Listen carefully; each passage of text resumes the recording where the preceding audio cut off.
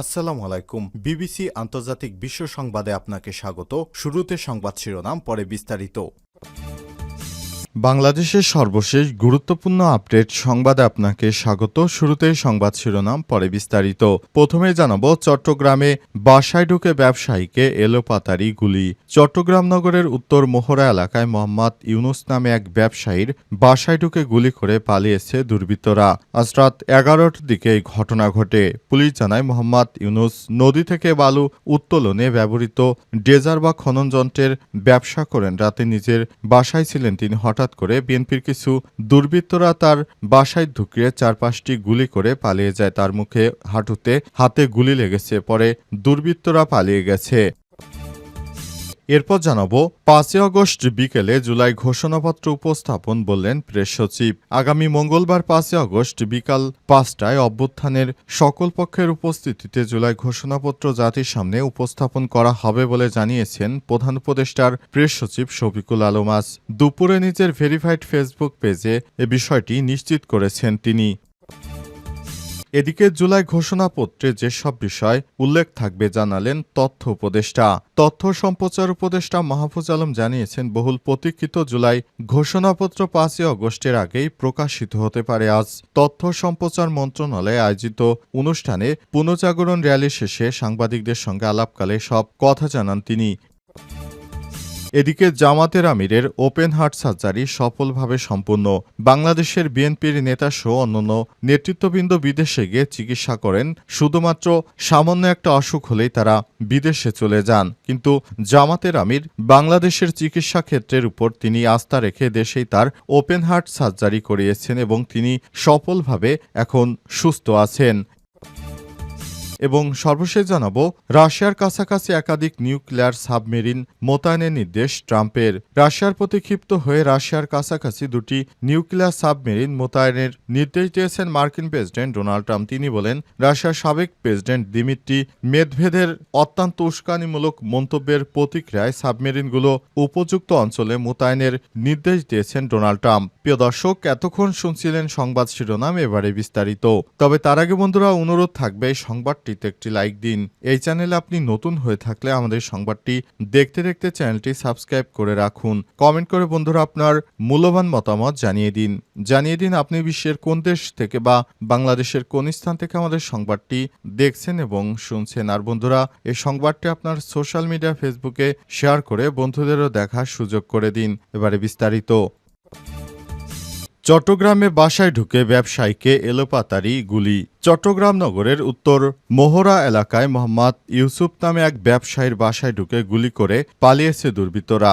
আজ এই ঘটনা ঘটে। পুলিশ জানায়, মোহাম্মদ ইউনুস নদী থেকে বালু উত্তোলনে ব্যবহৃত ড্রেজার বা খনন যন্ত্রের ব্যবসা করেন। রাতে নিজের বাসাতেই ছিলেন তিনি। হঠাৎ কয়েকজন দুর্বৃত্ত বাসায় ঢুকে তাকে 4 থেকে 5টি গুলি করে তার মুখে, হাঁটুতে এবং হাতে গুলি লেগেছে। পরে দুর্বৃত্তরা পালিয়ে যায়। বিষয়ে নগরীর চানগাঁও থানার ভারপ্রাপ্ত কর্মকর্তা ওসি মোহাম্মদ আফতাব উদ্দিন বলেছেন, ওই ব্যবসায়ীকে রাতেই উদ্ধার করে হাসপাতালে পাঠানো হয়েছে। তিনি হাসপাতালে চিকিৎসাধীন। এই ঘটনার কারণে মামলা প্রক্রিয়াধীন রয়েছে। জড়িত ব্যক্তিদের আটক করে পুলিশের হাতে সোপর্দ করা হবে খুব দ্রুত সময়ের মধ্যে। কারণ এই ধরনের নাশকতা পুলিশ কখনোই মেনে নেবে না। একজনের বাড়িতে ঢুকে সন্ত্রাসীরা চাঁদাবাজি সহ রাহাজানি করছে। এছাড়াও এই নাশকতা চালিয়ে অনেককেই হত্যাকর্ম করে যাচ্ছে। এদের বিরুদ্ধে এবার পুলিশ প্রশাসনের পক্ষ থেকে জরুরি নির্দেশনা দেওয়া হয়েছে যে এদেরকে ধরে আইনের আওতায় নিয়ে আসতে হবে। তা না হলে এরা যে ধরনের অপরাধ করতেছে তাতে করে ভবিষ্যতে দেশটা আরও অস্থিতিশীল হয়ে যাবে।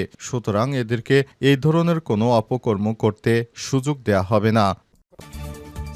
5 আগস্ট বিকেলে জুলাই ঘোষণাপত্র উপস্থাপন, বললেন প্রেস সচিব। আগামী মঙ্গলবার 5 আগস্ট বিকাল 5টায় গণ অভ্যুত্থানের সকল পক্ষের উপস্থিতিতে জুলাই ঘোষণাপত্র জাতির সামনে উপস্থাপন করা হবে বলে জানিয়েছেন প্রধান উপদেষ্টার প্রেস সচিব শফিকুল আলম। আজ নিজের ভেরিফাইড ফেসবুক পেজে এক পোস্টে বিষয়টি নিশ্চিত করেছেন প্রেস সচিব। ফেসবুক পোস্টে তিনি লিখেছেন, অন্তর্বর্তীকালীন সরকার জুলাই ঘোষণাপত্রের খসড়া চূড়ান্ত করেছে। আগামী মঙ্গলবার 5 আগস্ট 2025 বিকাল ৫টায় গণ-অভ্যুত্থানে সকল পক্ষের উপস্থিতিতে জুলাই ঘোষণাপত্র জাতির সামনে উপস্থাপন করা হবে। এ বিষয়ে বিস্তারিত অবিলম্বে ঘোষণা করা হবে। এর আগে সকালে তথ্য সম্প্রচার মন্ত্রণালয়ের আয়োজিত অনুষ্ঠিত পুনর্জাগরণ র্যালি শেষে সাংবাদিকদের সঙ্গে আলাপকালে তথ্য উপদেষ্টা সাংবাদিকদের জানিয়েছেন, বহুল প্রতীক্ষিত জুলাই ঘোষণাপত্র ৫ই আগস্ট এর আগেই প্রকাশিত হতে পারে।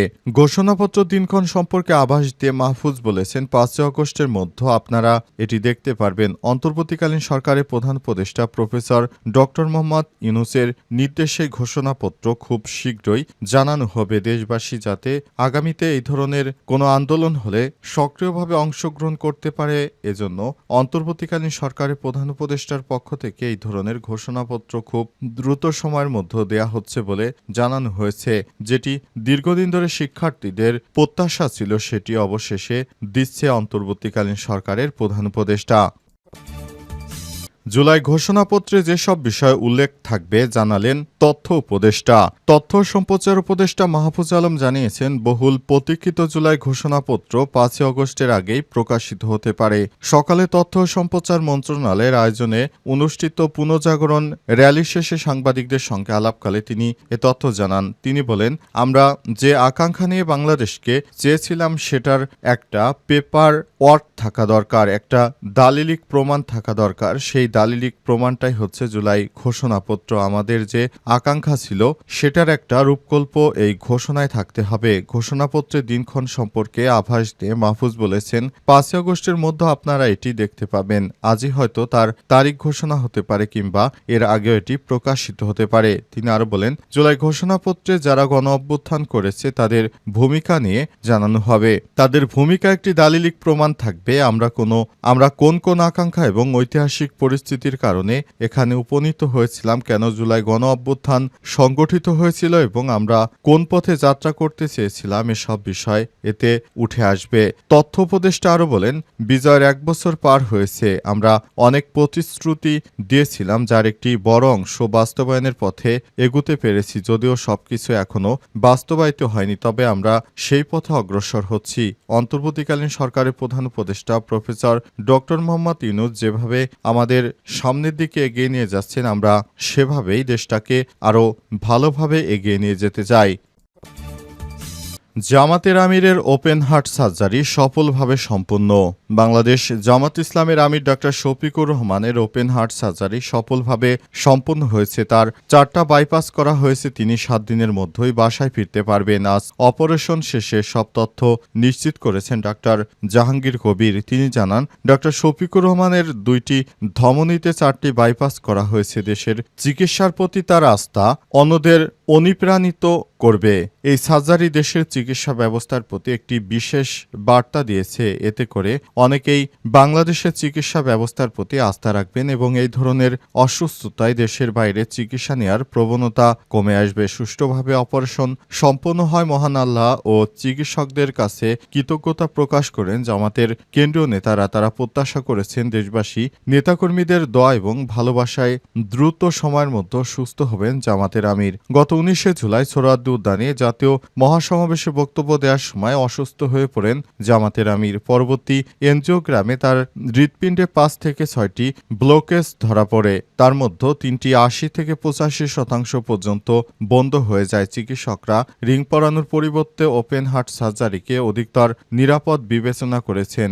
দেশেই চিকিৎসা নেওয়ার সিদ্ধান্তে ডাক্তার শফিকুর রহমান ছিলেন দৃঢ় এবং দেশের চিকিৎসকদের প্রতি তার রয়েছে পূর্ণ আস্থা। এ কারণে তিনি দেশের মাটিতে চিকিৎসা নিয়েছেন। মির্জা ফখরুলের মতো কিংবা বিএনপির অন্যান্য নেতাদের মতো তিনি বিদেশে চিকিৎসা করতে যাননি। তিনি দেশেই চিকিৎসা নিয়েছেন। তিনি বলেন, আমি মরলে এই দেশেই মরতে চাই, এদেশ ছেড়ে যাব না। এদেশ আমার দেশ, এদেশকে আমি গড়ব।